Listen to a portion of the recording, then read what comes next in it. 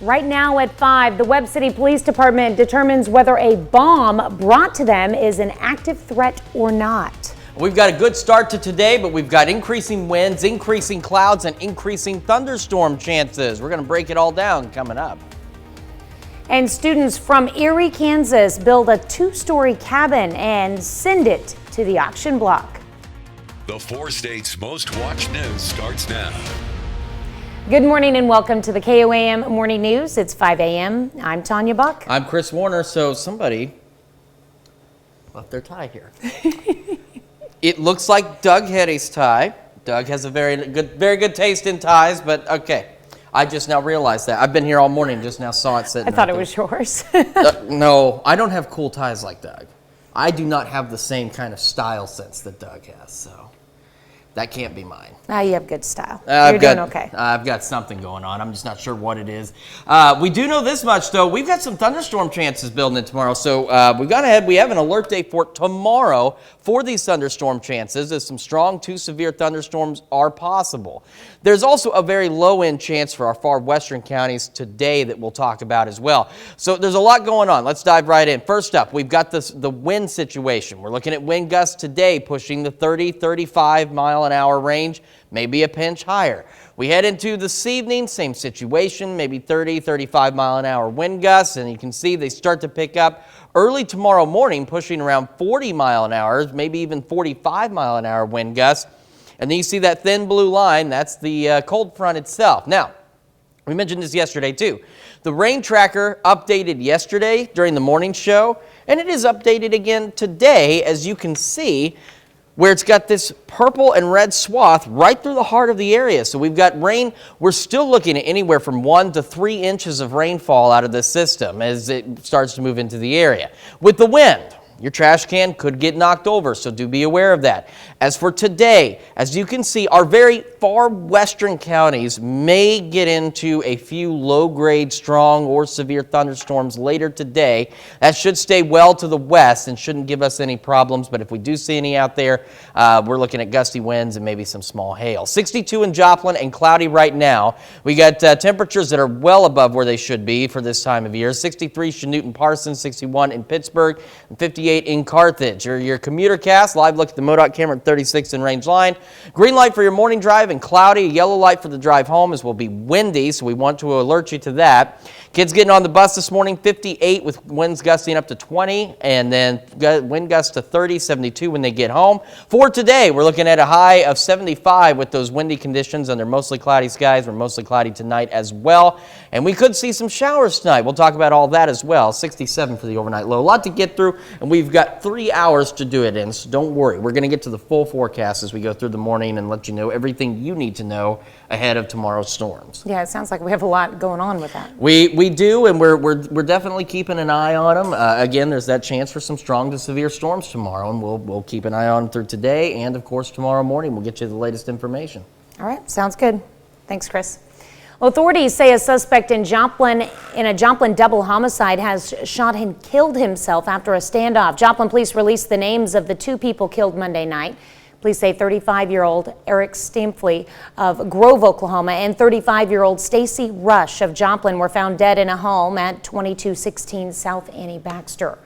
On Wednesday, authorities identified a possible suspect in the case, 34-year-old David Rush of Wyandotte, Oklahoma.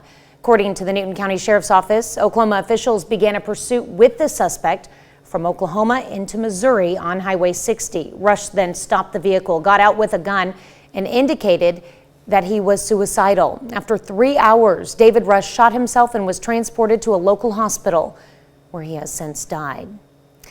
A portion of Webb City opens back up after what appeared to be an old bomb was brought to police. Police Chief Don Melton said a citizen brought the item into the police station. Officers cleared the area and closed down the streets. A bomb squad was called in to check out the item.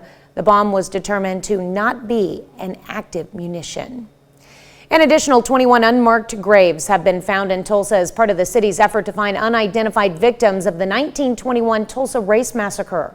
The Oklahoma State archaeologist says they were uncovered at an excavation site in the Oaklawn Cemetery. The city has been conducting a years-long investigation into the events of the massacre. which was inflicted by a white mob and targeted black residents. The attack destroyed Tulsa's Greenwood district, a thriving black economic hub. As many as 300 people were killed. That's according to the Tulsa Historical Society and Museum. Erie High School has completed a unique project with its construction class. KOAM's Yana Hatula spoke with the teacher and students about the project and joins us now live in the studio. Thanks, Tanya. Erie High School's construction class has been working on a cabin project for a few years now. It's finished and it's ready to find an owner. The construction class started the project 3 years ago. However, they took longer to complete the project because of COVID. According to class instructor Eric Smith, COVID was not only a bad thing because cost of items they needed to purchase for building was lower compared to what prices are now. This is good news for the school as they are having an auction for the cabin tomorrow. We have roughly $11,000 in materials, but inflation has caused the cost of materials to go up to the point that it would take 15 or 16 to build it a second time. The open house starts at 5:30 p.m. and the sale will start at 6:30 p.m. tomorrow. Everyone is welcome to join the auction. All right, thanks, Jana. And I'm curious though, did the class have an idea of what possible buyers would use this cabin for? Yeah, I talked with Eric and he said they could possibly use it for Airbnb or like a hunting cabin. Oh, both of them would be pretty interesting ideas. All right, we'll see you in about 30 minutes. Well, Howard Svati was a longtime art instructor and activist in Fredonia, Kansas. The community artist passed away 2 years ago, but his legacy lives on. Fredonia Arts Council is hosting an art gallery to showcase the art of Svati's students. Students from all over the country are submitting artwork and personal notes in honor of their beloved late art instructor. I even have a person from California say, "Hey, I did this piece. Is in your building. Will you make sure it's hung?" Some were shipped in, or classmates brought them in from New Mexico, Arizona, all over. Svati's Legacy Gallery is open to the public until November 16th. All right, a very quick look at what we're expecting. So we could see some showers again overnight tonight, and as we head into tomorrow morning, so we see some rounds of showers and thunderstorms roll through, and as we get into the afternoon, those thunderstorms become more organized. This is tomorrow about 2:30. So we have the alert day again tomorrow. We're dry through the weekend, and we start to warm back up. Temperatures again approaching 80 degrees as we head into next week. All right, that's a look at this morning's top stories and weather in our first 7 minutes. Coming up on the KOAM Morning News, Webb City had a bye week in the first round of playoffs, but now they're taking on Republic this Friday night. We'll have how the team plans to earn another week together in sports. Plus, we'll take you to a Missouri school where they're making sure everyone feels included. And are you afraid of change? Well, you may have your brain to blame for that. You're watching the KOAM Morning News. More real news in the morning. We'll be right back. Well, the Missouri Southern Lions have just 2 games left in the regular season. Lions will be on the road for the first of those 2 this Saturday, facing Northwest Missouri State. Now, Missouri Southern is 4-5 heading into this one. They've lost 3 straight, really close games by a combined 10 points. On the other side, Northwest is 7-2 and ranked 11th in the nation. The Bearcats' defense is no doubt one of the best in the MIAA, and they lead the conference in sacks with 33 in 9 games. I think part of the thing that you do is, one, you just accept the fact that they're pretty good in their front, and you gotta throw more quick game. You gotta do more screens. You got to do things to keep yourself out of those passing situations. 3rd and long, you got to avoid those the best you can because they do a great job with their front, just really pressuring the quarterback. I think that's been their kind of story for their defense is to get pressured on the quarterback. They don't blitz, but their front 4 are very good. Probably some of the top in the conference, maybe the country. I don't know, but they are very good on defense and they're good at what they do. Well, the Webb City Cardinals are back in action this week after a first-round bye in the district playoffs. Webb City hosts COC rival Republic Friday night in the district semifinals. The Cardinals are 6-3, while Republic is 7-3 after winning their playoff opener over Parkview last week. Webb City won this matchup 35-14 in the regular season, but Republic has been pretty good in the last month, winning 4 straight, including knocking off previously undefeated Nixa just 3 weeks ago. Cardinals are feeling fresh coming off of a bye week. They're hoping to earn another week together Friday night. You just want to try to relish as many opportunities you have to be with them and hang out with them, and everybody's playing for the same thing, just to have a chance to play another game. And we had a great week. Got a lot of work done. Felt really good about last week. It's nice to practice, knowing you don't have a game that Friday, so you can just kind of relax and enjoy it. We always said we want to be playing our best football by week 10. And that's kind of where we're always at, and that's where we're at this year. Something else we've been talking about is just signing a 7-day contract, just making it to the next week.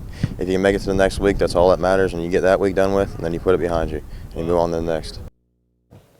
Episode 10 of the KOAM Presents Pigskin Podcast is out now. We've got links on our website. You can listen wherever you get your podcasts, Apple, Spotify, YouTube, wherever. In this week's episode, we brought in Pitt State safety and former Frontenac Raider Brandon Malikas for an extended interview. Also, talk about some big regional championship games in Kansas. Webb City, Carthage, and Seneca all back in action after first-round byes in the district playoffs.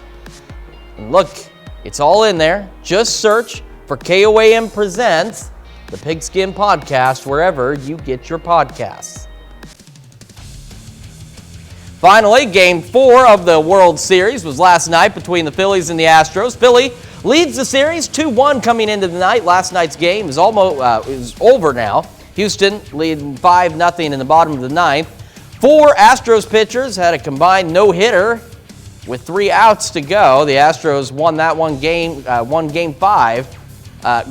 this game 5-0, tying the World Series 2-2. All right, still to come. In a rare moment of diplomacy for China and Taiwan, Chinese vets go over to the country to help out a famous panda. Plus, we got to check your stormy forecast when the KOAM Morning News returns.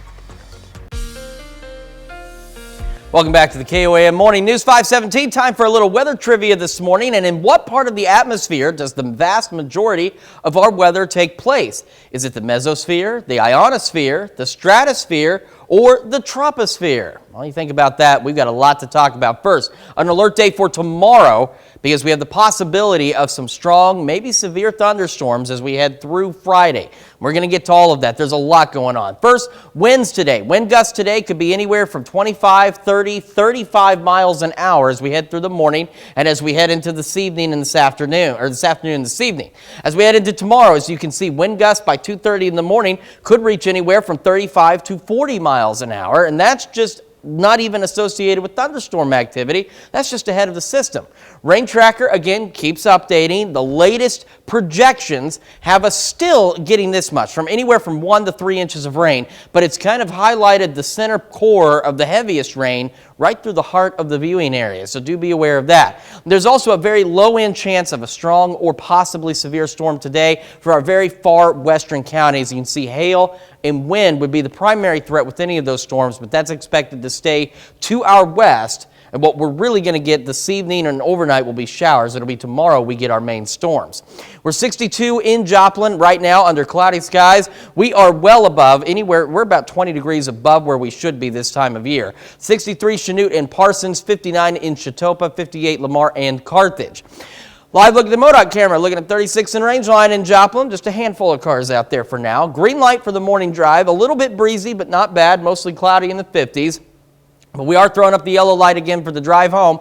Mostly cloudy, 70s, but those wind gusts could be pushing 30, 35 miles an hour.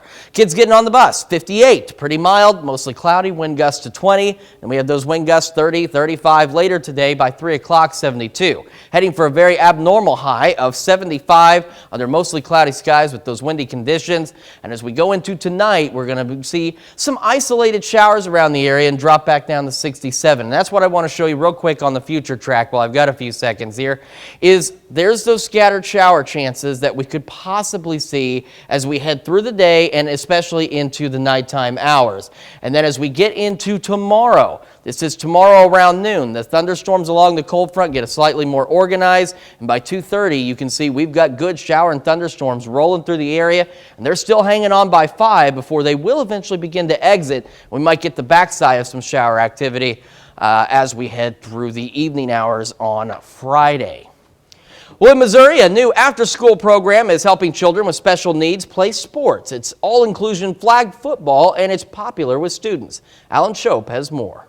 Hi. Chin Elementary third grader Jackson Grinter loves football. Football, please. Told you, when his mom found out he was going to have a chance to play it, she nearly cried. The happiness on his face. Jackson is part of the all-new after-school flag football program at Chin Elementary. No matter where you come from, no matter who you are, everyone belongs in something. Alex says it's all about outside activity and inclusion opportunity, all wrapped into learning the sport of flag football, no matter the challenges. It doesn't matter. We're all the same. We're all here to have fun. We're all here to learn something. The after-school event lasts about 45 minutes, and there's just under 70 kids involved. It's the first of its kind, all-inclusive flag football team in the area. You know, it's amazing to see it. It's cool that they know that everyone can belong. Just lightens your heart. It's not hard to include all kids of all abilities. I think, ultimately it's all about coming together. Because Football, please. and that means this timeout is over.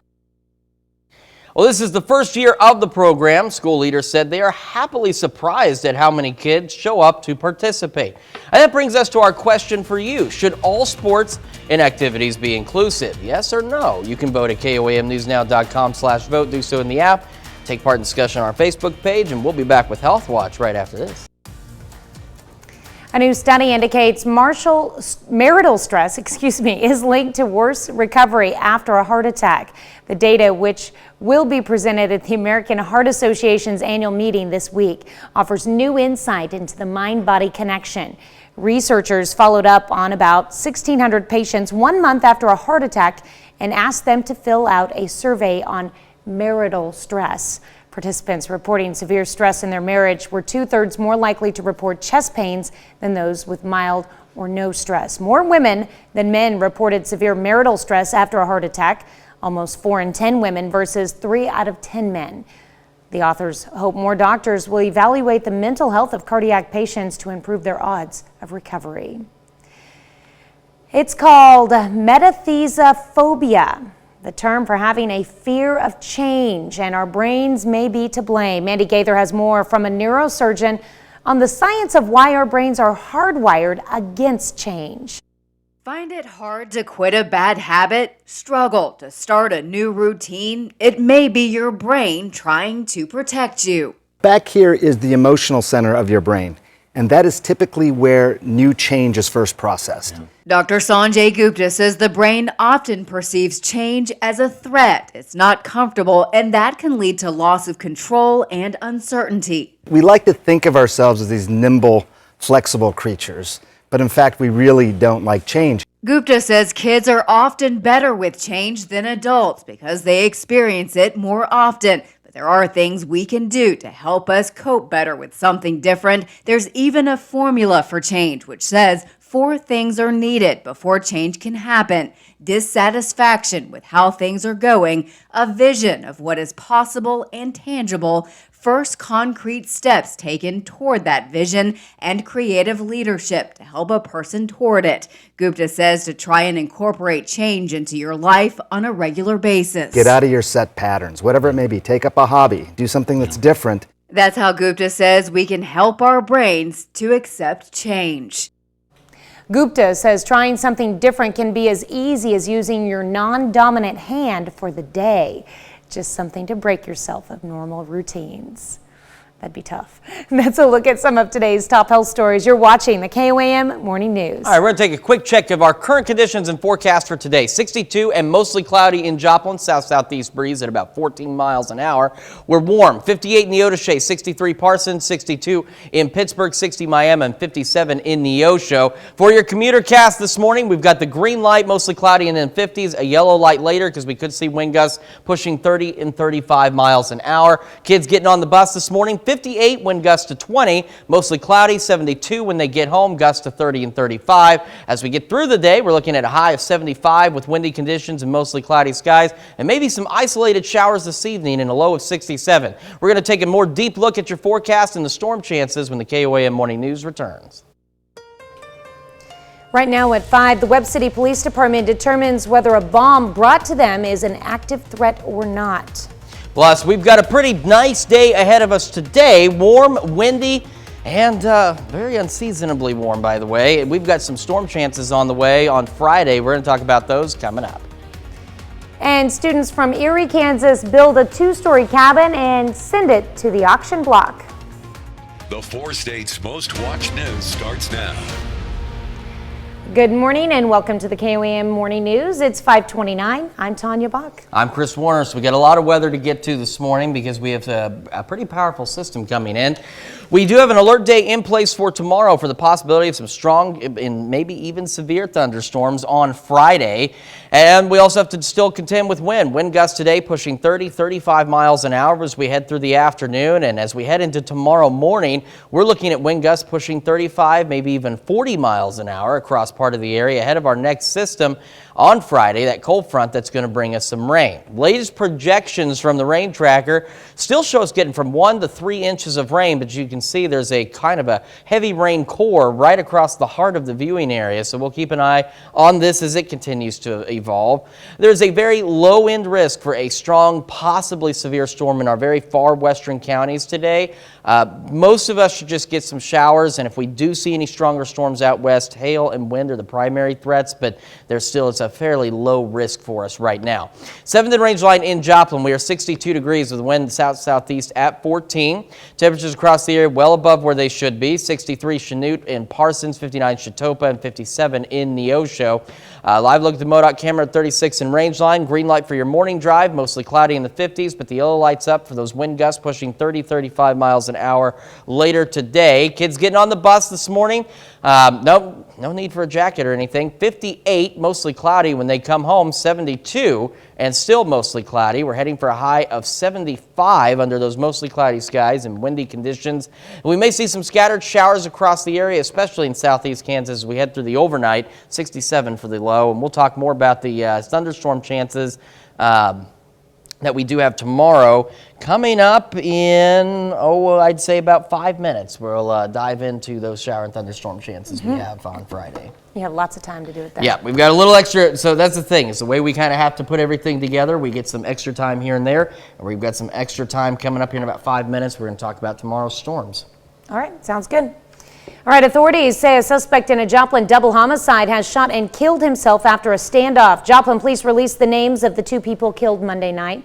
Police say 35-year-old Eric Stampley of Grove, Oklahoma, and 35-year-old Stacy Rush of Joplin were found dead in a home at 2216 South Annie Baxter. On Wednesday, authorities identified a possible suspect in the case, 34-year-old David Rush of Wyandotte, Oklahoma. According to the Newton County Sheriff's Office, Oklahoma officials began a pursuit with the suspect from Oklahoma into Missouri on Highway 60. Rush then stopped the vehicle, got out with a gun, and indicated that he was suicidal. After 3 hours, David Rush shot himself and was transported to a local hospital where he has since died. A portion of Webb City opens back up after what appeared to be an old bomb was brought to police. Police Chief Don Melton said a citizen brought the item into the police station. Officers cleared the area and closed down the streets. A bomb squad was called in to check out the item. The bomb was determined to not be an active munition. An additional 21 unmarked graves have been found in Tulsa as part of the city's effort to find unidentified victims of the 1921 Tulsa Race Massacre. The Oklahoma State archaeologist says they were uncovered at an excavation site in the Oaklawn Cemetery. The city has been conducting a years-long investigation into the events of the massacre, which was inflicted by a white mob and targeted black residents. The attack destroyed Tulsa's Greenwood district, a thriving black economic hub. As many as 300 people were killed. That's according to the Tulsa Historical Society and Museum. Erie High School has completed a unique project with its construction class. KOAM's Yana Hatula spoke with the teacher and students about the project and joins us now live in studio. Thanks, Tanya. Erie High School's construction class has been working on a cabin project for a few years, and now it's finished and ready to find an owner. The construction class started the project 3 years ago. However, it took longer to complete the project because of COVID. According to class instructor Eric Kraft, COVID was not only a bad thing because the cost of items they needed to purchase for building was lower compared to what prices are now. This is good news for the school as they are having an auction for the cabin tomorrow. We have roughly $11,000 in materials, but inflation has caused the cost of materials to go up to the point that it would take 15 or 16 to build it a second time. The open house starts at 5:30 p.m. and the sale will start at 6:30 p.m. tomorrow. And everyone is welcome to join the auction. All right, thanks, Shauna. And I am curious though, did the class have an idea of what the buyers might be thinking about using this cabin for? Yeah, they say that some may purchase for an Airbnb or just have like a hunting cabin. A haunted cabin, that'd be interesting. It's a pretty neat building though. All Yep. right, thanks, Shauna. Well, the community of Fredonia is honoring a late art instructor who impacted the community. KOAM's Amber Jenkins has more. Fredonia Art Council is honoring the legacy of Howard Swalty, an art instructor who spread the passion for art and helped form the Fredonia Art Council. He was the art teacher here from 1965 to 1999, and so it's the artwork of his students, some from when they were in high school and some from adulthood. Former students from all over the country are submitting artwork to show how the beloved artist impacted them. He was really a big impact on the kids because he wasn't about just the art, he was about relating to the kids. He would not tell the kids how to do it. He would question them until they figured out how to do it. Despite passing away 2 years ago, Swalty's legacy is still felt. Our Arts Council is very involved. My father passed 2 years ago, and he was able to have a legacy exhibit of his own a year ago, and then his students' artwork are being highlighted this year. The piece behind me was a former piece of one of his students in the late 90s. Students at Fredonia High School walk by this yellow jacket every day, not knowing that this too is Howard's legacy. His artwork is all over the community. It's in our house, everything from the Chamber of Commerce inside our high school. You see things throughout the community that reminds myself of my father, his inspiration, and it's very neat to see. The community of Fredonia will always remember his passion for the arts. Reporting in Fredonia, Amber Jenkins, KOAM News Now. Svakke's Legacy Gallery is open to the public until November 16th. Well, this morning we are discussing being inclusive. Chin Elementary third grader Jackson Grinter loves football. When his mom found out he was going to have a chance to play it, she nearly cried. Jackson is part of the all-new after-school flag football program at Chin Elementary. The instructor says it's all about outside activity and inclusion opportunity, all wrapped in learning the sport of flag football, no matter the challenges. That brings us to our question for you this morning. Should all sports and activities be inclusive? And so far, 100% of you say they should be. Make sure you vote at KOAMnewsnow.com/vote. You can also do so through the app and take part in discussion on our Facebook page. This is part of what we were talking about with Iola High School, including inclusivity in their sports programs and stuff with the Special Olympics program. Yeah, absolutely. Okay, quick check of sunrise, sunset for today, 7:44 and 6:18, and a look at the 7-day forecast. Once we get the showers and thunderstorms out of here on Friday, we're a little cooler Saturday, 70 by Sunday, and then we start to warm back up as we head into next week. That's a look at our top news stories coming up this half hour in the KOAM Morning News. Daniel Radcliffe goes from Harry Potter to Weird Al in a brand new movie. Plus, the El Salvadorian government puts out an order to destroy graves belonging to alleged gang members. We'll have the latest. You're watching the KOAM Morning News. More real news in the morning. We'll be right back. Topping World Watch, the government in El Salvador began the destruction of the graves of alleged gang members. Government said in a statement they will remove the tombs that have images or symbols related to these criminal structures. Inmates are the ones who destroyed several graves in the Santa Tecla Cemetery, about 10 kilometers from San Salvador. According to the authorities, remains of the deceased will remain in the same place. However, family members will no longer be able to place a message or image related to the gangs. Place negotiators announced Ethiopia's government forces and fighters with the Tigray People's Liberation Front have agreed to lay down their arms. After almost 2 full years of some of the most brutal combat, the African Union just announced that the warring factions have agreed to cessation of hostilities. The AU says this moment signifies the beginning of a new time for Ethiopia.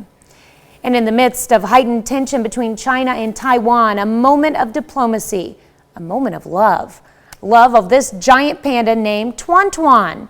The beloved bear lives in Taiwan at the Taipei Zoo. He was diagnosed with a brain tumor in September and has been progressing rapidly ever since. 2 panda experts from China visited the zoo to look at the panda, eventually coming to the same conclusion as the zoo's experts: not to treat the 18-year-old panda, but to keep him comfortable until he passes. It's hard to say how long that will be, even with this imminent loss. The joint effort to care for Tuan Tuan is being called a rare diplomatic win for the two sides. That's a look at some of your biggest headlines from around the world.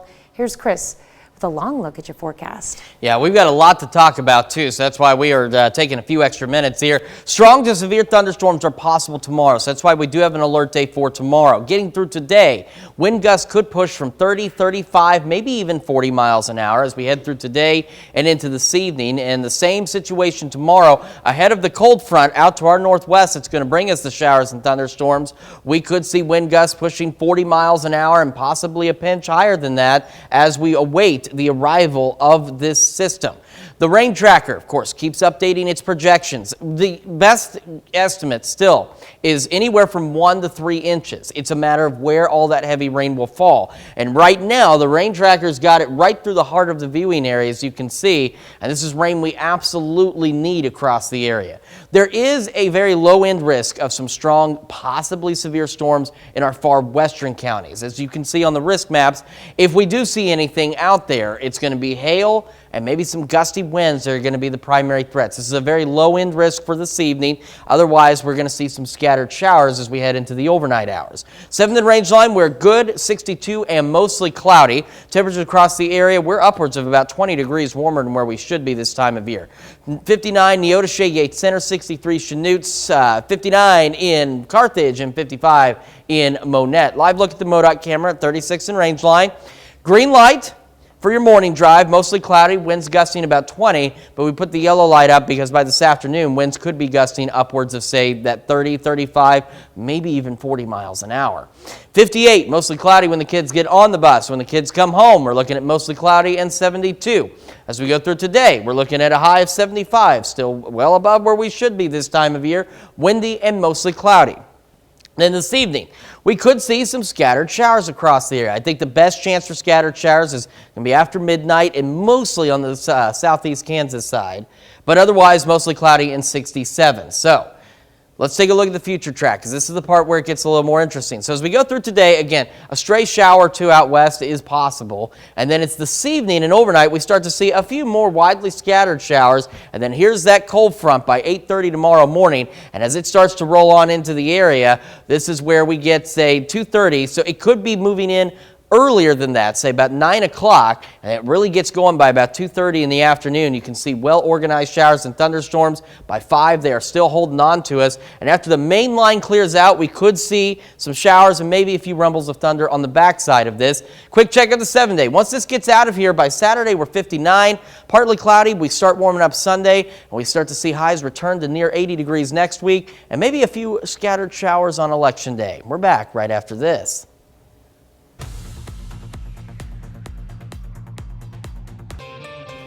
Here's a check of today's top headlines, the news you need to know before you head out the door. Failure to negotiate a curve throws a driver from her motorcycle. 3:20 yesterday afternoon, troopers say a 2006 Kawasaki Ninja 250 failed to negotiate a curve on Missouri 248. The motorcycle left the road, struck a road sign, and ejected the driver, Bonnie Garrigus. 39-year-old Garrigus was transported by air ambulance to Mercy Hospital in Springfield with serious injuries. Authorities say a suspect in a Joplin double homicide shot and killed himself after a standoff. Joplin police released the names of the 2 people killed Monday night. Police say 35-year-old Eric Stampley of Grove, Oklahoma, and 35-year-old Stacy Rush of Joplin were found dead in a home at 2216 South Annie Baxter. On Wednesday, authorities identified a possible suspect in the case, 34-year-old David Rush of Wyandotte, Oklahoma. According to the Newton County Sheriff's Office, Oklahoma officials began a pursuit with the suspect from Oklahoma into Missouri on Highway 60. Rush then stopped the vehicle, got out with a gun and indicated that he was suicidal. After 3 hours, David Rush shot himself and was transported to a local hospital where he has since died. A portion of Webb City opens back up after what appeared to be an old bomb brought to the police. Police Chief Don Melton said a citizen brought the item into the police station. Officers cleared the area and closed down streets. A bomb squad was called in to check out the item. The bomb was determined to not be an active munition. An additional 21 unmarked graves have been found in Tulsa as part of the city's effort to find unidentified victims of the 1921 Tulsa Race Massacre. The Oklahoma State archaeologist says they were uncovered at an excavation site in the Oaklawn Cemetery. The city has been conducting a years-long investigation into the events of the massacre, which was inflicted by a white mob and targeted black residents. The attack destroyed Tulsa's Greenwood district, a thriving black economic hub. As many as 300 people were killed, and that's according to the Tulsa Historical Society and Museum. That's a check of today's top headlines, the news you need to know before you head out the door. And as the kids get on the bus today, we're looking at 58, mostly cloudy, wind out of the south gusting to about 20. And where the bus brings them home, mostly cloudy, 72, winds gusting to about 30, maybe 35, possibly even 40 in some places. So do be prepared for that. Warm and windy today, mostly cloudy, 75 for the high. This evening, we could see a few scattered showers, especially after midnight across the area. Otherwise, we're going to be mostly cloudy and 67. We get through the weekend, we get partly cloudy and start warming up, though. 59. So cool on Saturday, 70 on Sunday. And the future track is where it gets interesting. As we head into this evening, we could see some of those scattered showers across the area, but it's tomorrow where we're watching the better chance of more organized shower and thunderstorm activity, and some of that activity could be strong to severe as it starts to roll through the area. And a quick check of the 7-day. Again, once we get through tomorrow, 70, we have the alert day for the possible strong to severe storms. Set your clock back Saturday night, and we start to warm up again as we head into next week. We're back right after this. Daniel Radcliffe trades in his Harry Potter spectacles for an accordion in his latest movie role as Weird Al Yankovic.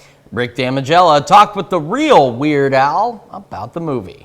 I'm afraid we found your son at a polka party. Daniel Radcliffe rocks the accordion in Weird, the Al Yankovic story. Ooh, my little hungry one, open up a package of my banana.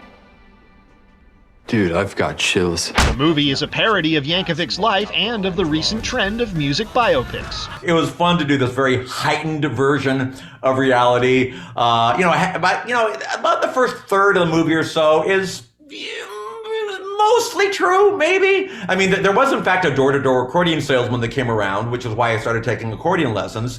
But my father didn't beat him into a pulp. There are going to be some nuggets of truth in here, but we're kind of going to throw it away and just come up with the most original, funniest, story that we could. We gotta find you a stage name. Al Yankovic. It's long, it's hard to pronounce. So I'm just gonna throw this out there. Weird Al Yankovic. Rainn Wilson steps into the top hat and tails of the man who discovered Al, radio personality Dr. Demento. The movie has that kind of like airplane vibe, that kind of scary movie vibe, where it's sending up a whole genre of films, but it's not doing it in just a totally silly, goofy way. It's surprisingly grounded, and yet what it's dealing with is absolutely absurd. In Hollywood, I'm Rick Damigella. Weird Al does some great stuff. I've got more Weird Al songs memorized, I think, than any other. So he does some great work. Some fun really parodies. Funny. Oh, absolutely. It's fitting that this is a parody of his life because he makes so many parodies of songs. Yes, so. and that's something to keep in mind, as he did say, this is a parody. This isn't exactly true to form. But I think, like you said, that's great. He makes parodies, and they've made a parody of his life story. So. And have I told you I like polka? You have. And so, No. I don't like polka. I love polka. I do. And Weird Al seems to as well. Yes. Should give him a call sometime. See if he'll come on to the show for us. We've got another check of your forecast, including some thunderstorm chances when we come back. We have an alert day for us for tomorrow as we're looking at the possibility of some strong to severe thunderstorms as a cold front rolls through. Ahead of it, we're dealing with wind gusts through today and into early tomorrow. They're going to range anywhere from, say, 20 30, possibly even upwards of 40 miles an hour across the region ahead of this cold front. That's not even associated with storms. Rain tracker, latest predictions on the rain. We're still looking at 1 to 3 inches across the area, but it's kind of isolated the heavier rain right to the central core across the region.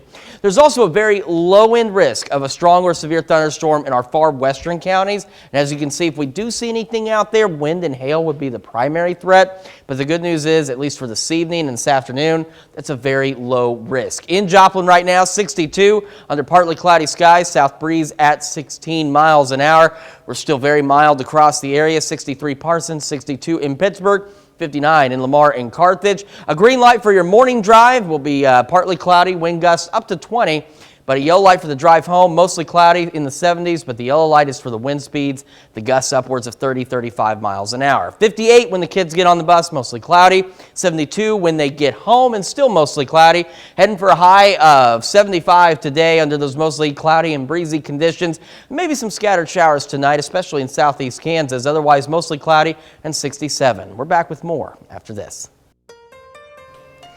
Right now at 6, part of Webb City opens back up after a resident brings what appears to be an old bomb into the police station. We're watching the possibility of showers and thunderstorms heading into Friday. We'll talk about what today looks like and what those storm chances look like coming up. And the Erie High School construction class puts their heads together and hands to good use to build a cabin. KOAM's Yana Hatula is live in studio to tell us why. The 4 states' most watched news starts now. Good morning and welcome to the KOAM Morning News. I'm Tanya Buck. I'm Chris Warner. 6 o'clock on this beautiful, well, it's now partly cloudy and very blustery Thursday. Well, I almost said Wednesday, Thursday morning. See, we were celebrating Tuesday. Look, it's already Thursday. We have a lot of weather to talk about, and I'm grateful to our producers that have given me time to do so. So that's what we're going to dive into. We have an alert day for tomorrow for the possibility of some strong, maybe severe thunderstorms on Friday. Ahead of that, we've got wind gusts that are going to be today ranging anywhere from 20, 30, possibly even 40 miles an hour across the area as we head into tomorrow as well, ahead of the cold front and the system bringing us our rain chances. The rain tracker, latest update, still shows the region getting from 1 to 3 inches of rain, but it's kind of put the central core right across the heart of the viewing area, as you can see. So places like Lamar, Joplin, Miami, Grove, getting some pretty hefty amounts of rain out of this system. For today, there is a very low-end risk of some strong, possibly severe storms in our far western counties. As you can see, if we do see anything, hail and wind would be the primary threats, but again, at least today, that threat is pretty low. 7th in range line, we are partly cloudy in Joplin, south breeze at 16 and 62. We are about 20 degrees above where we should be this time of year across the area. Look at Chanute, 65, 64 in Parsons, 58 Carthage and Lamar, and 56 in Monette. Live look at the MoDOT camera, looking at 36 in range line. It's looking good. A few more cars on the road. Green light for your morning drive. Mostly cloudy skies in the 50s, but we are putting up the yellow light for your drive home because those wind gusts could be again pushing from 30 to 40 miles an hour. Otherwise, mostly cloudy in the 70s. Bus stop forecast. This one, there's so many graphics to show you this morning. 58 degrees when the kids get on the bus. Winds gusting to about 20. Mostly cloudy, higher gusts later in 72. We're heading for a high of 75 today under mostly cloudy skies with those breezy conditions. Showers and thunderstorms, or some showers at least possible this evening. I think most of us stay dry, mostly cloudy, and 67.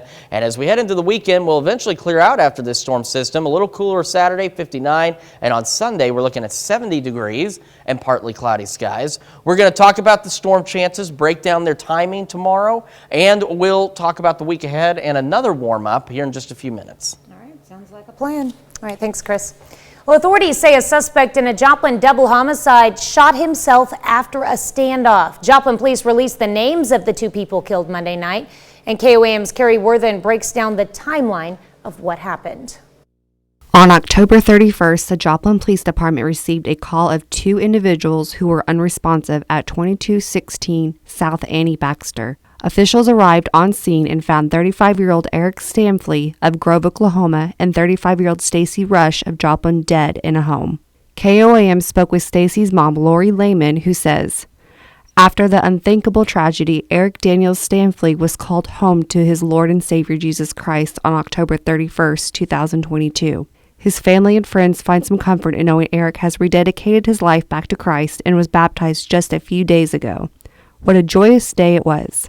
Police began investigating it as a double homicide case. Authorities identified 34-year-old David Rush of Wyandotte, Oklahoma as a suspect. Wednesday, Oklahoma officials chased Rush into Missouri on Highway 60. Authorities say Rush turned south on Antelope Road, then got out of his vehicle and ran.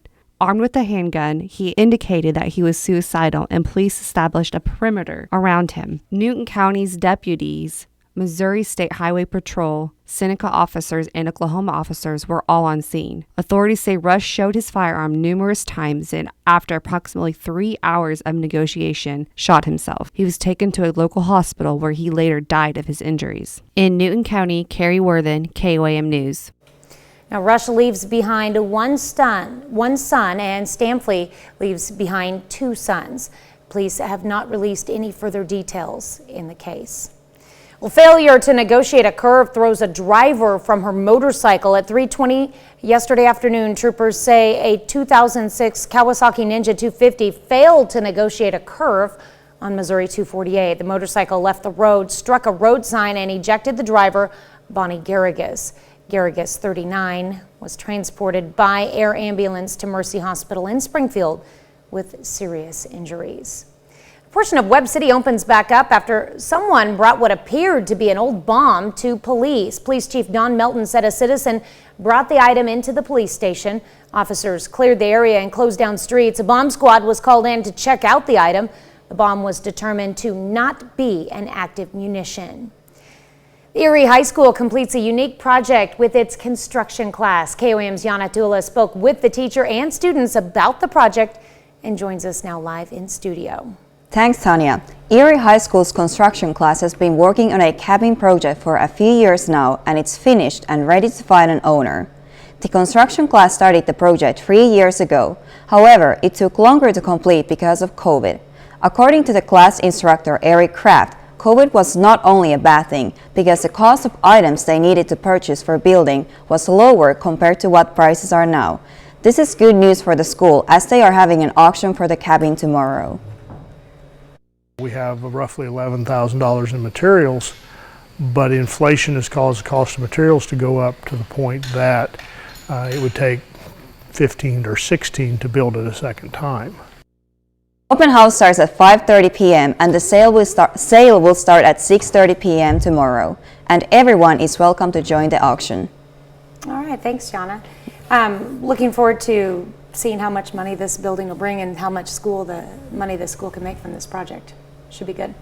All right, we'll see you in about 30 minutes.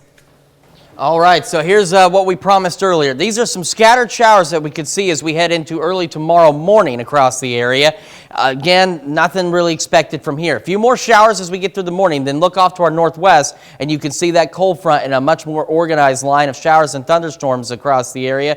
By the time we head to the noon hour, this line starts to move into our area, and as it does so, take a look. We've got more showers and thunderstorms, and again, some of these could be strong to severe. This is 2:30, and you can see we've got much more widespread activity. By 5, the activity continues to push across the area, and then once the main line of storms gets out of here on the backside of this system, we could see some additional showers and thunderstorms. These shouldn't be strong or severe, but we won't be quite done with it yet. 7-day forecast. So we have the alert day tomorrow. Again, possible strong to severe storms. 59 Saturday, 70 on Sunday, and then we start to warm up heading into next week. By Wednesday, we're at 77. On Election Day, we could see a few AM showers across the area, but otherwise not bad, so make sure you get out and vote. And of course, on Saturday, don't forget to set your clocks back before you go to bed, because after all the crazy weather we're going to get on Friday, you're going to need that extra hour of sleep on Sunday. All right. Well, yes, I'm looking forward to that clock changing. Oh, I am Favorite too. time of the year. That's It's my absolute favorite time of year. I think it's honestly better, though, for people who work that day. You think so? Because they get an extra hour of sleep on a work day. Or you just get an extra. It's always funny when you go to church and you see who walks in late or walks in extremely early. Right, yeah. Thinking they're it's early. A blend. They walk in late because they think they're early, yeah. All right, that's a look at this morning's top stories and weather in our first 7 minutes. Coming up on the KOAM Morning News, we've got the Pittsburgh High School wrestling coach in studio here to tell us about an upcoming food drive. Plus, the midterm election is only 5 days away from right now, and big names from both sides of the political aisle are crisscrossing the country to support their candidates. This as election misinformation is once again on the rise. And one new study issues a warning to people in their 20s and 30s linking stroke risk to drinking. We explain. You're watching the KOAM Morning News. More real news in the morning. We'll be right back. All right, welcome back. I've got two special guests in studio this morning. I've got Pittsburgh High School wrestling coach Elsie Davis and Kelly Keller, sophomore at the high school, joining us this morning to tell us about a canned food drive that's underway. Tell me a little bit about this program. We're here for the Daniel Parker annual food drive. It's a food drive that helps a lot of people in need. We raise food and donations for kids in need in the Thanksgiving holidays. They do study hall versus study hall, and it's just a great event.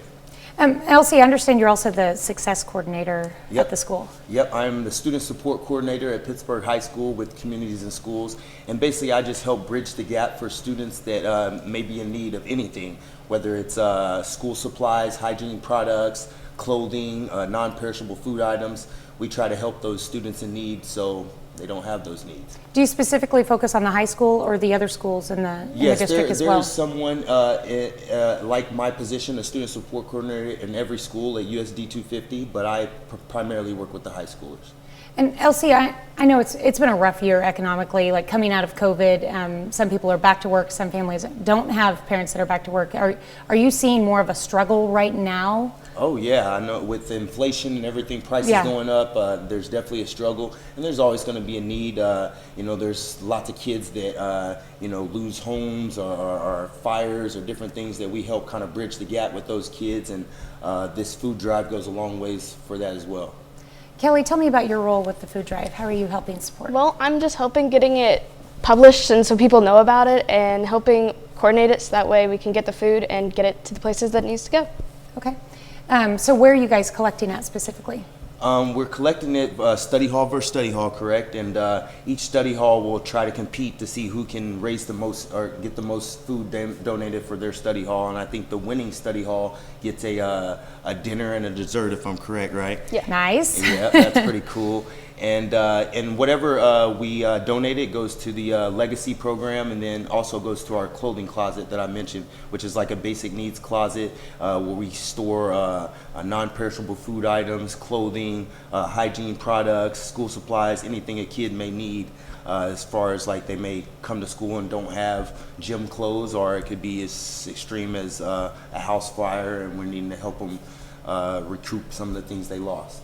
So if someone in the community wanted to support and donate an item, how would you recommend they do it?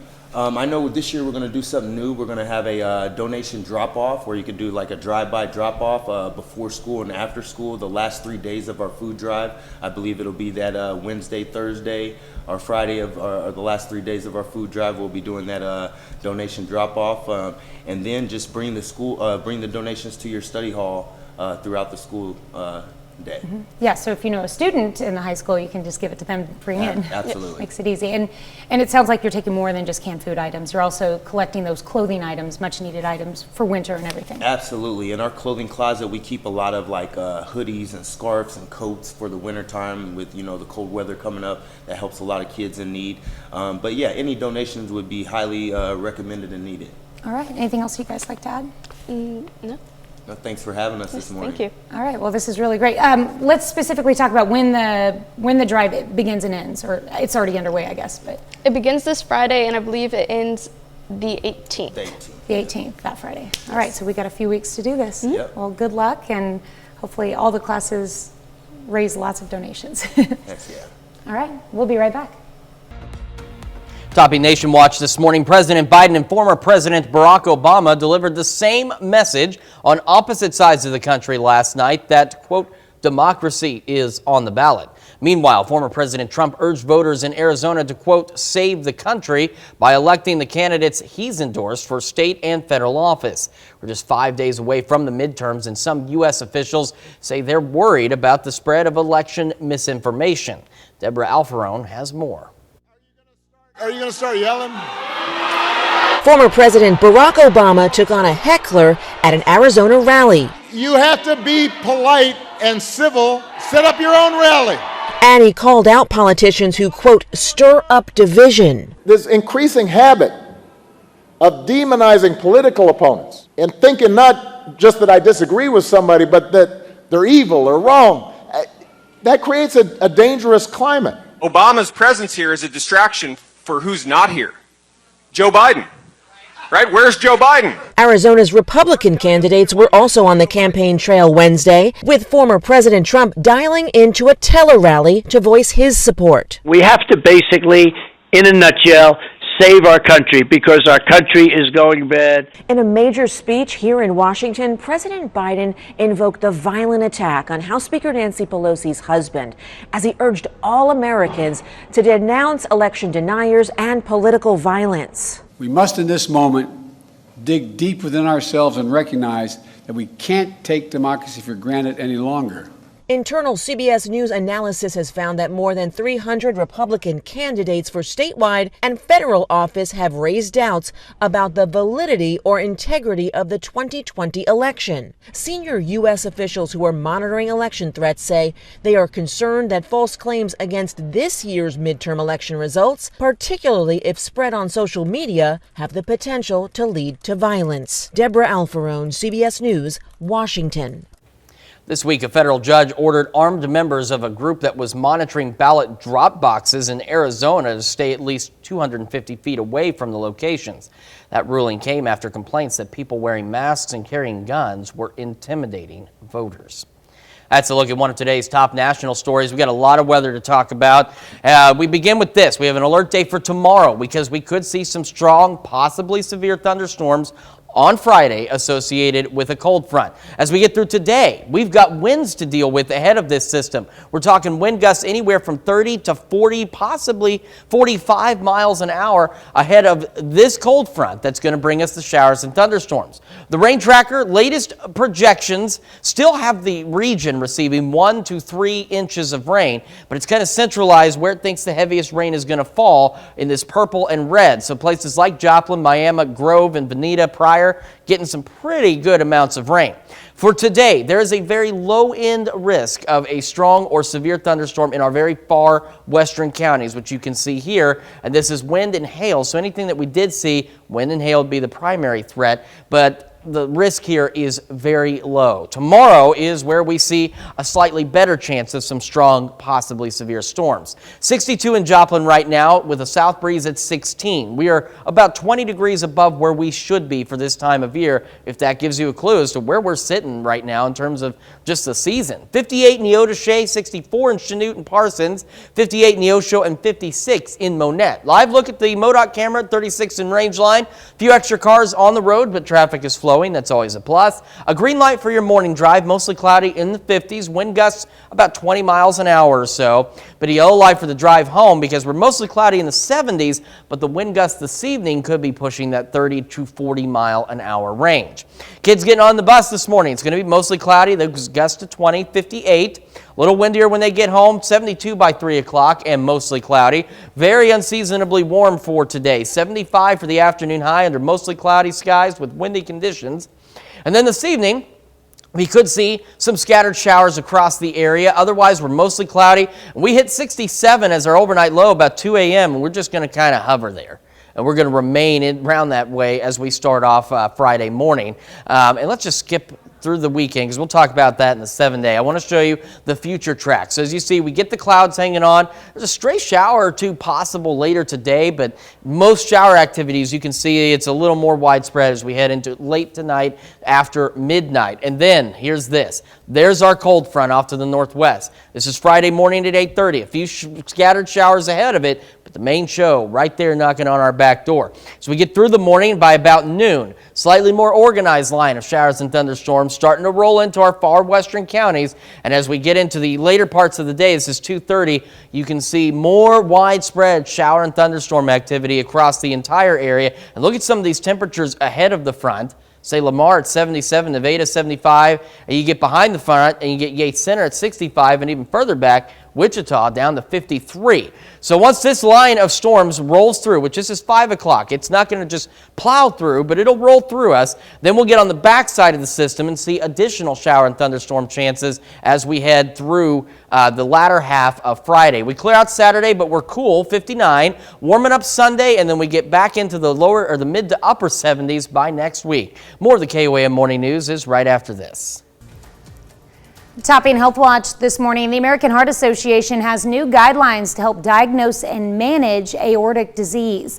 The recommendations include increased family screening to identify people most at risk for heart valve disease. Doctors want more consistency in screening, especially in the way MRIs and scans are obtained and reported. And the guidelines call for more emphasis on shared decision-making between doctors and patients. A new study in South Korea finds people in their 20s and 30s who drank moderate to heavy amounts of alcohol are about 20% more likely to suffer a stroke as a young adult. Researchers say the risk of stroke increases the more years people drink. And researchers in the UK now believe monkeypox can be transmitted before any symptoms appear. They found transmission was detected up to 4 days before the onset of symptoms. Researchers say the findings highlight the need to vaccinate as many people as possible against the virus. That's a look at some of today's top health stories. You're watching the KOAM Morning News. All right, as the kids get on the bus today, we're looking at 58, mostly cloudy. Winds could be gusting upwards of 20 out of the south. When the bus brings them back home, we're 72, still mostly cloudy, but wind gusts start pushing, say, 30, maybe even 40 miles an hour in some cases. We are unseasonably warm today under mostly cloudy and windy skies, 75 degrees for the afternoon highs. We head into tonight. We do have some chances for some scattered showers. We're looking mainly after midnight, but a few of us may get in on the action a little earlier. 67 the overnight low, and we're just going to kind of hover there for a while. Otherwise, we are mostly cloudy and still a bit breezy. Heading into the weekend, once we get through these storms, we're a little bit cooler on Saturday, partly cloudy, and then we're quick to warm back up, 70 on Sunday under partly cloudy skies. And the future track is where we can actually take a look at a couple of things. One, our opportunities for showers this evening and overnight. So as we head into early tomorrow morning, this is 2 a.m., you can see some scattered showers. By 8:30, we've got the line with that cold front out to our west. By about noon, we get the storm starting to roll into our area. By 2:30, we have much more widespread shower and thunderstorm activity, and it doesn't really, the line itself doesn't really start to clear out until after 5 o'clock, and then we get stuck on the backside of the low where we may see some additional showers and thunderstorms. And of course, with tomorrow's storms, there is that possibility of some strong, maybe low-grade severe thunderstorms across the area. So that's why we do have an alert day for tomorrow, and we'll keep an eye on those storms for you. Don't forget to set your clocks back, and then by next week, we start warming back up into the mid to upper 70s. We're back with more right after this.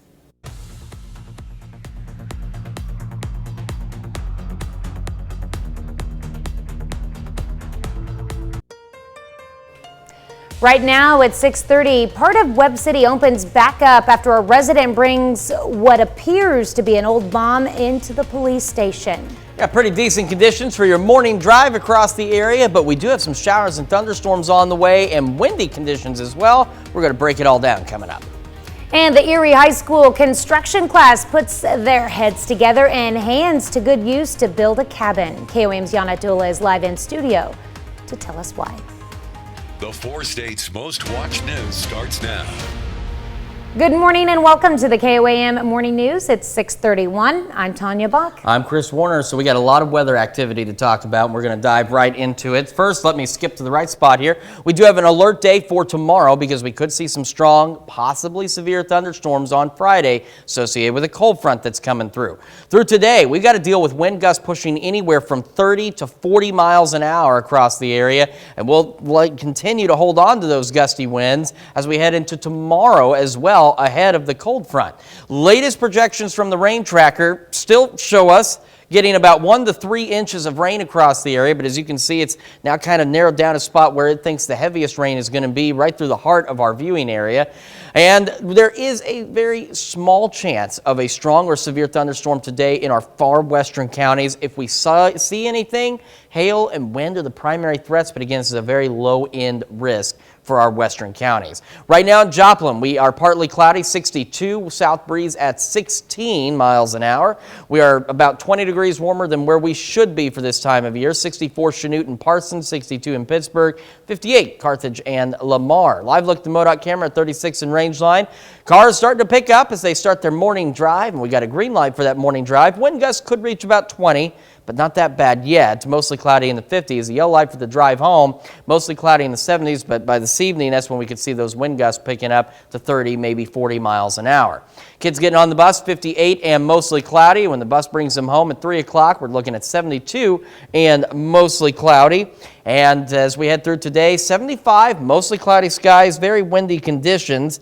And then as we head into this evening, we could see some scattered showers across the area. Most of us are going to be mostly cloudy, but we could see these showers. Still a bit breezy, 67 for the overnight low.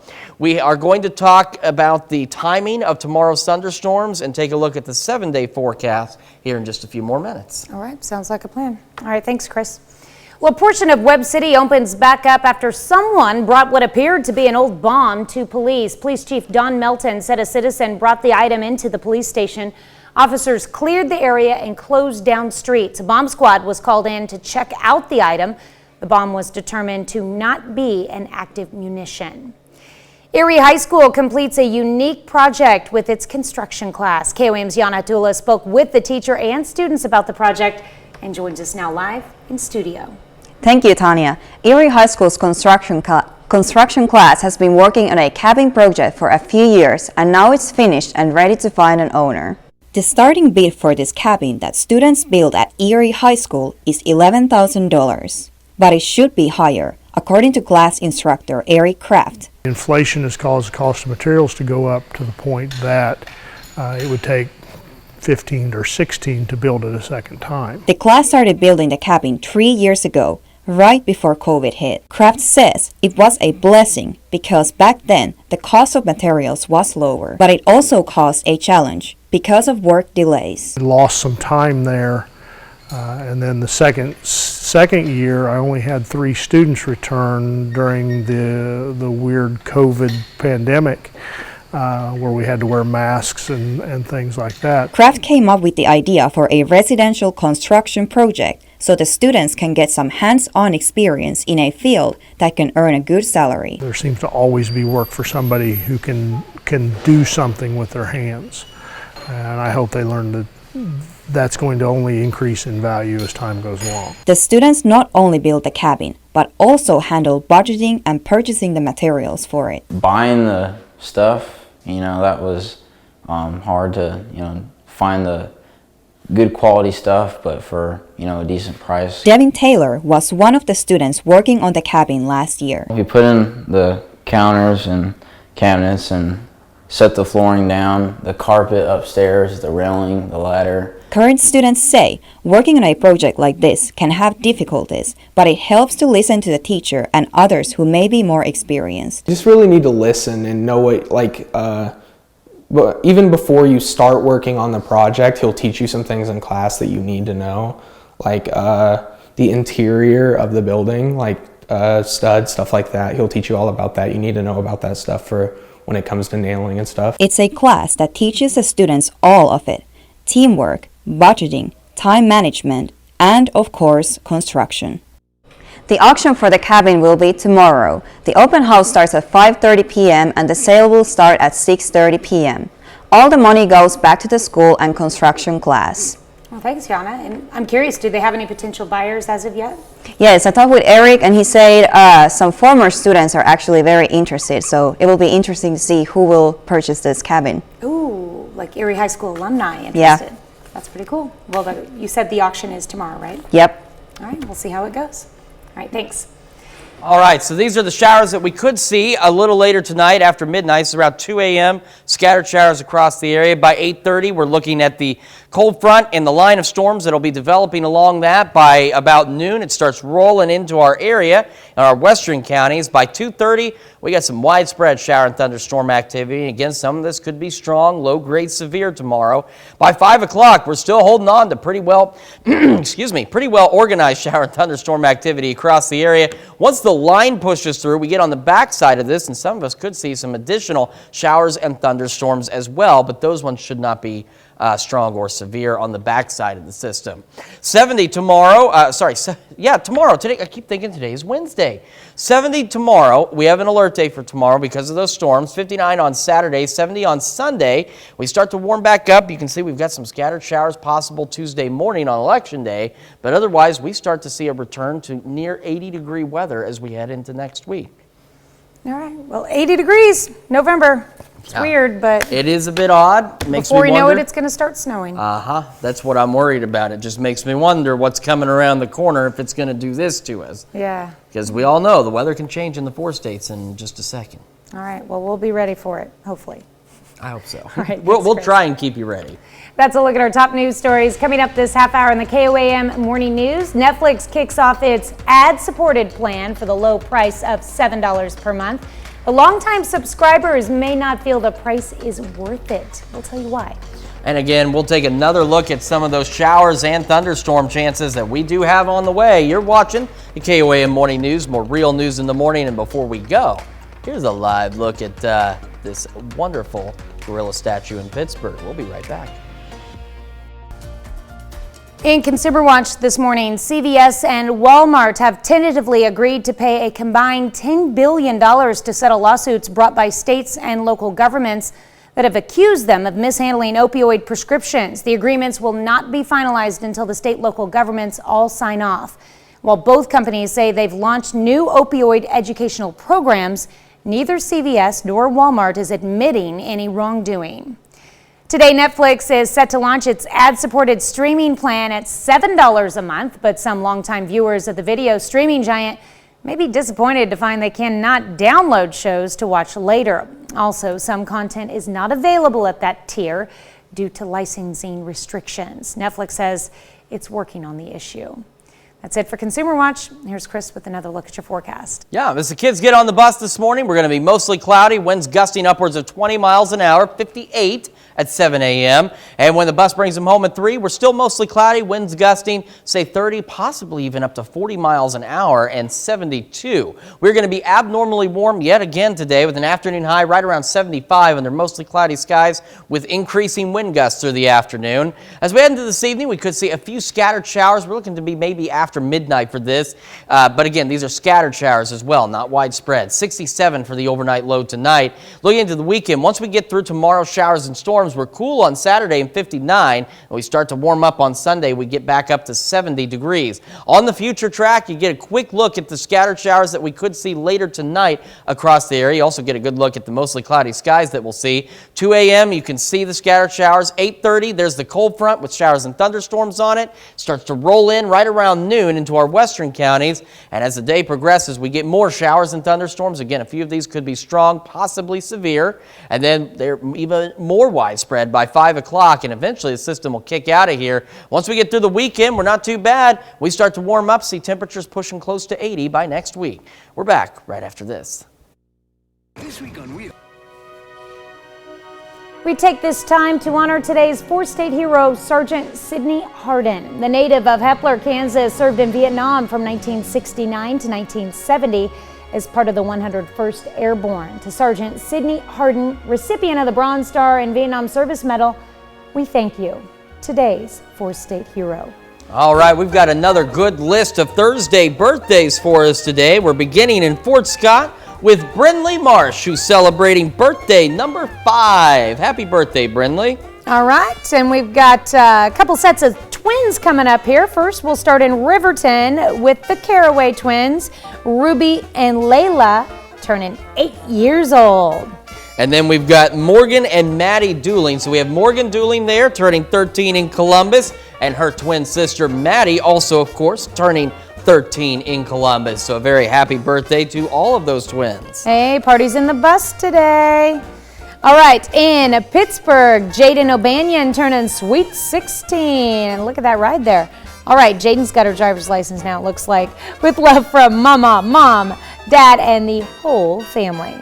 All right, and we have also got Jessica Zwalen in Oswego celebrating birthday number 31. A very happy birthday to you, Jessica. All right, and Parsons turning the big 4-0. There on the right is Renee Hill. Happy birthday, Renee. All right, we've also got Greg Lovell celebrating birthday number 51 in Frontenac. Greg, a very happy birthday to you. All right, Catherine McDaniel celebrating birthday number 81 this year. Looking great there, Catherine, in Franklin, Kansas. And we've got Lloyd Hellwig celebrating birthday number 84 in Columbus, and he's pictured there with his wife Vera. A very happy birthday to you, Lloyd. Taking a little ride on the ATV. All right, and Winona Godoki celebrating birthday number 91 this year in McCune. Happy birthday, Miss Winona. And we've got Leroy Barrett celebrating a birthday in Columbus. Leroy, very happy birthday to you. And well, we got a whole series of anniversaries. Yeah, we here. do. Let's start in Fredonia with the Evans. Jesse and Samantha Evans are celebrating 15 years of wedded bliss. Congratulations to them in Fredonia. And we've got Roger and Brandy Rush celebrating their 21st anniversary in Jasper. Very happy anniversary to you. And it's a golden anniversary in Joplin for Steve and Darlene Allen. 50 years together. What a lovely throwback wedding picture of the two. And we've got a 54th anniversary for Robert and Janice Robb in Devon, Kansas. A happy anniversary to you as well. All right, our birthday list goes on. Britt Commons in Cherokee, happy birthday to you. Terry Purdy in Erie, actually celebrating tomorrow, but as I understand, Miss Terry will be out of town, so we wanted her to be able to see it, so we put it on today. And we wrap things up with Joe Goebel celebrating a birthday in Arma. Very happy birthday. This is 2 days in a row now. Our birthday list has been incredible with a lot of good names, a lot of celebrations, and a lot of photos. And if you want to help make it even longer, Tanya's going to tell you how. It's real simple. All you have to do is send us a picture with the name and the date, birth date especially, and the city where they're from, to birthdays with an S at KOAMTV.com or birthdays at KOAMNewsNow.com. All right, while you're visiting our website for the latest news, weather, and sports, make sure you take time to sign up for the KOAM Birthday Club. It is free and easy to do. All you have to do is go to KOAMNewsNow.com to sign up. You get great deals from local businesses and a special birthday message from your friends here at KOAM. It's the KOAM Birthday Club. All right, we do have an alert day for tomorrow for some strong, possibly severe thunderstorms on Friday. For today, we're going to be dealing with wind gusts from, say, 20, 30, possibly even pushing 40 miles an hour. And they'll be the same as we head in. This is early tomorrow morning. Wind gusts upwards of 40 miles an hour, possibly a little bit greater than that, ahead of the cold front bringing us our showers and thunderstorms. Latest predictions and estimates from the rain tracker still show the area receiving about 1 to 3 inches, but it's narrowed out this corridor right through the heart of our viewing area as getting some of the heaviest rainfall from these storms. Today, we do have the slight chance of a strong, possibly severe storm in our far western counties.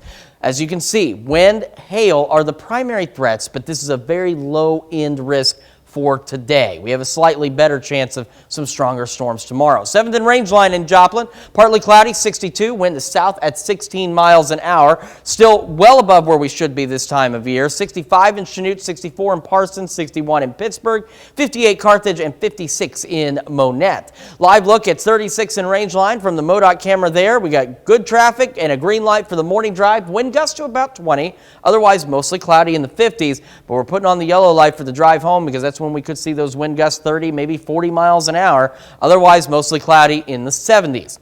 Kids getting on the bus this morning, which they will do so in approximately 9.5 minutes, 58 and mostly cloudy. And then when the kids get back home this afternoon, mostly cloudy, 72, but those gusts again upwards of 30 or 40. All right, today, 75, mostly cloudy skies and windy. Tonight, some scattered showers possible, otherwise mostly cloudy. 67 is where we kind of level off there for a little while. As we take a quick look at the future track, you can see 2 things. First, my nose itches, so 3 things. Second, we can see some of the scattered showers that are expected late tonight. This is 2 a.m. and as you can see, the scattered showers. 8:30 tomorrow. This is the 3rd thing, the cold front. Showers and thunderstorms. By noon, they start rolling into our area. By 2:30, more widespread showers and thunderstorms. Again, could be strong, possibly severe. Still holding on by 5, and then after 5, the line kicks out. Then we're left at the backside of the system where we may see some additional showers and thunderstorms. 7-day forecast. We get through the weekend, 59 on Saturday, 70 on Sunday, and then warming back up by next week. Back right after this, but first, here's a live look at Pittsburgh. We'll be back. Here's a check of today's top headlines, the news you need to know before you head out the door. Failure to negotiate a curve throws a driver from her motorcycle at 3:20 yesterday afternoon. Troopers say a 2006 Kawasaki Ninja 250 failed to negotiate a curve on Missouri 248. The motorcycle left the road, struck a road sign, and ejected the driver, Bonnie Garrigus. 39-year-old Garrigus was transported by air ambulance to Mercy Hospital in Springfield with serious injuries. Joplin police released the names of 2 people killed Monday night. Authorities say 35-year-old Eric Stamfley of Grove, Oklahoma, and 35-year-old Stacy Rush of Joplin were found dead in a home at 2216 South Annie Baxter. On Wednesday, authorities identified a possible suspect in the case, 34-year-old David Rush of Wyandotte, Oklahoma. Newton County Sheriff's Office says Oklahoma officials began a pursuit with the suspect from Oklahoma into Missouri on Highway 60. Rush then stopped the vehicle, got out with a gun, and indicated he was suicidal. After 3 hours, David Rush shot himself and was transported to a local hospital where he has since died.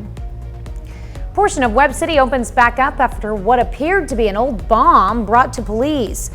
Police Chief Don Melton said a citizen brought the item into the police station. Officers cleared the area and closed down streets. Bomb squad was called in to check out the item. The bomb was determined to not be an active munition. Investigators uncover an additional 21 unmarked graves in Tulsa as part of the effort to find unidentified victims of the 1921 Tulsa Race Massacre. Oklahoma State archaeologist says they were uncovered at an excavation site in the Oaklawn Cemetery. The city has been conducting a years-long investigation into the events of the massacre, which was inflicted by a white mob and targeted black residents. The attack destroyed Tulsa's Greenwood district, a thriving black economic hub. As many as 300 people were killed. That's according to the Tulsa Historical Society and Museum. That's a check of today's top headlines, the news you need to know before you head out the door. As we go through today, we're going to be windy, gusts pushing 30, maybe 40 miles an hour, mostly cloudy, 75. And as we get into tonight, we could see some scattered showers across the area. Otherwise, mostly cloudy, 67 for the overnight low. And now I want to show you the future track real quick, because this is where you can see a couple of things. First, you can see where we can see the scattered showers. And by the time this thing gets up to about 2 o'clock in the morning, you'll see there are those scattered showers across the area, but look out to the northwest. There's that cold front by 8:30. Showers and thunderstorms knocking on our back door. By about noon, they start moving into our western counties. And then by 2:30 in the afternoons, you can see much more widespread shower and thunderstorm activity across the area. And again, some of these storms could be strong, low-grade, severe. By 5, they hang on. They're still going across the area. But after about 6, 7 o'clock, the line will push through, and you can see on the backside where we may see some additional showers, maybe a rumble of thunder on the backside of the system. Leaves us a little cooler for Saturday as it exits, 59, partly cloudy, and then we start warming up by Sunday, and we're back into the mid to upper 70s by the middle of next week. All right. Well, coming up today at noon, we're making marmalade Dijon pork chops. Yummy in the Mr. Food Test Kitchen. Your morning news continues on KOAM with CBS Mornings. The rate hike that's set to hit Americans hard as the Federal Reserve continues to try and curb inflation. Next on CBS Mornings, what the news means for consumers and the cost of living. Or you can switch on over with us on Fox 14, where your only local morning news continues. And this morning, we're headed into the Chef Anthony Test Kitchen, where Chef is going to teach us something about the versatility of food in cans. Yeah. We're going to make a canned food meal. Oh, like I said, we made that TV dinner one day. So, plus our very own Yana Hatala talking more about this amazing project at Erie High School. If you haven't seen it, we're going to have it coming up on our morning show on Fox 14. We'll see you back here at 5 a.m. tomorrow. And we're going to do it again today at noon.